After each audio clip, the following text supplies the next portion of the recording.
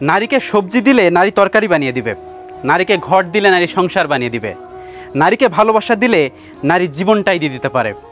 মোট কথা, নারীকে আপনি যেটাই দেন না কেন দ্বিগুণ ফেরত পাবেন, সেটা হোক ভালোবাসা কিংবা ঘৃণা। বদনজর কিন্তু সংসার ভেঙে দেয়। অনেক সুখে আছেন, সেটা মানুষকে দেখানোর দরকার নেই। অনেক ভালো আছেন, সেটা কাউকে দেখানোর দরকার নেই। আপনার স্বামী আপনাকে অনেক বেশি ভালোবাসে, সেটা দেখানোর দরকার নেই। আপনার স্ত্রী আপনাকে অনেক বেশি ভালোবাসে, সেটাও দেখানোর দরকার নেই। সবসময় মনে রাখবেন, বদনজর কিন্তু সংসার ভেঙে দেয়। ভাইদের বলছি, সুযোগ পেলে আপনার বোনেদের বাড়িতে যাবেন, কারণ মা বাবার পরে বোনেদের সব থেকে বেশি প্রত্যাশা থাকে ভাইদের প্রতি। সেজন্য আপনার বোনের বাড়ি অবশ্যই আপনি যাবেন। এই দুই টাইপের মানুষকে বিয়ে করলে দুনিয়াতেই আপনি জাহান্নামের ফ্লেভার পাবেন। নাম্বার 1, যে নারীর কোনো হাই লজ্জা নেই, যে কোনো পুরুষের সাথে কথা বলে, এমন নারীকে বিয়ে করলে। আর নাম্বার 2, এমন পুরুষকে বিয়ে করলে যে পুরুষ প্রত্যেকটা নারীর সঙ্গে কথা বলে বেড়ায়, যার কোনো গায়রত নেই। এই দুই ধরনের মানুষকে বিয়ে করলে দুনিয়াতেই জাহান্নামের ফ্লেভার পাবেন। ঠকে গেলে আফসোস করবেন না। ঠকে যাওয়ার জন্য ভালো মনের মানুষ হতে হয়, ভালো মনের অধিকারী হতে হয়, সৎ হতে হয়। আর ঠকানোর জন্য অমানুষ হলেই যথেষ্ট।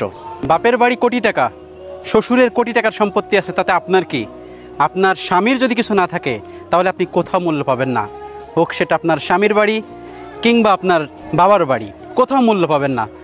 শুধুমাত্র আপনার স্বামীর যদি থাকে, আপনি সব জায়গায় মূল্য পাবেন। পৃথিবীতে টাকাই সব। টাকা থাকলে কাঠের পুতুল হা করতে চাই বা কথা বলতে চাই, আর টাকা না থাকলে কাছের মানুষগুলো মুখ ফিরিয়ে নেয়। তিতা সত্য কথা। বিবাহিত মেয়েদের বলছি, স্বামী ছাড়া অন্য কোনো মানুষকে ভালোবেসো না, অন্য কোনো পুরুষের সাথে সম্পর্ক রেখো না। মনে রেখো, নিম পাতা যতই তিতা হোক না কেন, সে কিন্তু মানুষের রোগ সারানোর কাজে আসে। ঠিক তেমনি তোমার স্বামী যতই খারাপ হোক না কেন, মনে রেখো সে তোমার জন্য শ্রেষ্ঠ পুরুষ। ডিভোর্সি পুরুষকে বিয়ে করার আগে একবার না শতবার ভেবে নেবেন, এবং তার বোনের এবং মায়ের চরিত্র কেমন একবার দেখে নেবেন। মনে রাখবেন, পুরুষদের ডিভোর্স হয় সচরাচর তার মায়ের খবরদারি এবং বোনের এই খবরদারির কারণে। কাউকে ধোকা দিও না, ধোকা খুব খারাপ জিনিস। কাউকে ধোকা তো দূরের কথা, মানে মানুষকে ধোকা তো দূরের কথা।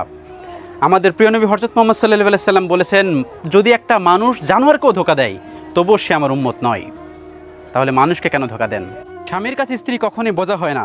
নির্দিষ্ট একটা বয়সের পর নিজের মা বাবার কাছেও একজন মেয়ে বোঝা হয়ে যায়, কিন্তু স্বামীর কাছে কখনোই বোঝা হয় না। তাই স্বামীকে সম্মান করুন, ভালোবাসুন। টাকার যে এত মূল্য, গরিব ঘরে জন্ম না হলে বুঝতেই পারতাম না। আজকে অনেক নিকটস্থ আত্মীয়ও তাদের বিভিন্ন অনুষ্ঠানে আমাদেরকে দাওয়াত দেয় না। কেন জানেন? আমরা গরিব বলে। হ্যাঁ, গরিব হলে বোঝা যায় আসলে পৃথিবীটা কত কঠিন। আপন মানুষগুলো আপনাকে ধ্বংস করে ছেড়ে দিবে, কিন্তু পর মানুষ কখনোই আপনার কিছু করতে পারবে না। কারণ কি জানেন? কারণ আপন মানুষকে আপনি সবসময় ওই যে হার্ট টাচিং কথা, হার্ট টাচিং জায়গা, সফট পয়েন্ট, এগুলো জানিয়ে রেখেছেন। সবসময় মনে রেখেন, ধ্বংস কিন্তু আপনরাই করে, পর না। টাকা যখন আপনার কাছে থাকবে না, তখন আপনি বুঝতে পারবেন এই দুনিয়া কত কঠিন। আপনার ছেলে একটা বার্গার খেতে চাই, আপনার ছেলে বার্গারের দোকানের দিকে তাকিয়ে আছে, কিন্তু আপনি বার্গার কিনে দিতে পারছেন না। তখন আপনি বুঝবেন টাকার কত মূল্য। আপনি শ্বশুর বাড়িতে গিয়েছেন, আপনার কাছে টাকা নেই, কেউ আপনাকে পাত্তা দিবে না। আর যার কাছে টাকা আছে সবাই তাকে পাত্তা দিবে। তখন আপনি বুঝবেন এই দুনিয়ায় টাকার কত মূল্য। আসলেই টাকা ছাড়াই পৃথিবী একদম মরুভূমি। টাকা ছাড়া একটা ছেলের কোনো মূল্য নেই।